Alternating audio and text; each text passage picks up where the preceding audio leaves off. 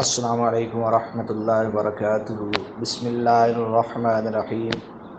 اللہ تبارک و تعالیٰ کے جو حقیقی اولیاء اللہ ہیں، سچے بندے ہیں، ان کی جو صفات ہیں ان کو ہم ڈسکس کر رہے ہیں۔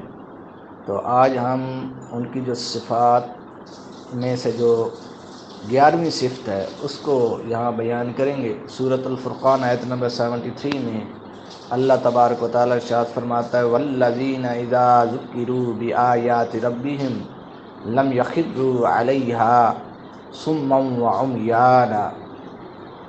اللہ تعالیٰ کے جو نیک لوگ ہیں، اور یہ وہ لوگ ہیں کہ جب انہیں ان کے رب کی آیتوں کے ذریعے نصیحت کی جاتی ہے، ذکروا بآیات ربہم لم یخروا علیہا صما وعمیانا، تو ان پر بہرے اور اندھے ہو کر نہیں گر پڑتے، بلکہ ان کے اوپر غور و فکر کرتے ہیں، ان کے ہر پہلو کی تحقیق کرتے ہیں کہ اللہ تبارک و تعالیٰ اس میں قرآن مجید میں جو ہمیں حکم دے رہا ہے وہ کس چیز کا حکم دے رہا ہے اور اس کا مطلب کیا ہے۔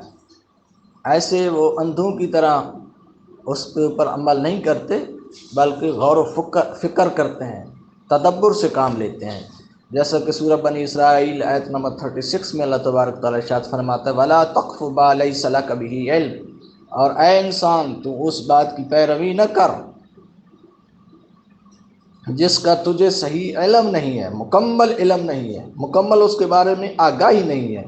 ان السمع والبصر والفؤاد كل اولئک کان عنہ مسئولا، بے شک کان اور آنکھ اور دل و دماغ ان میں سے ہر ایک سے باز پرس ہوگی۔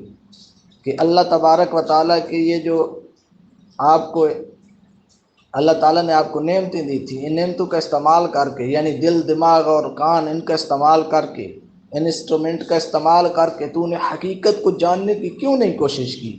تو اللہ کے جو نیک بندے ہوتے ہیں وہ ہر چیز کو سنتے اور اس کے اوپر تحقیق کے بغیر عمل نہیں کرتے، بلکہ اس کے اوپر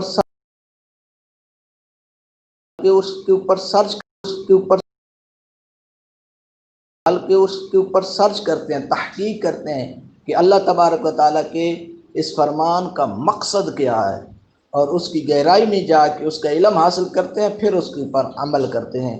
تو اللہ تبارک و تعالیٰ ہمیں بھی ایسے نیک لوگوں کی اتباع کرنے کی توفیق فرمائے۔ وما علینا الا البلاغ۔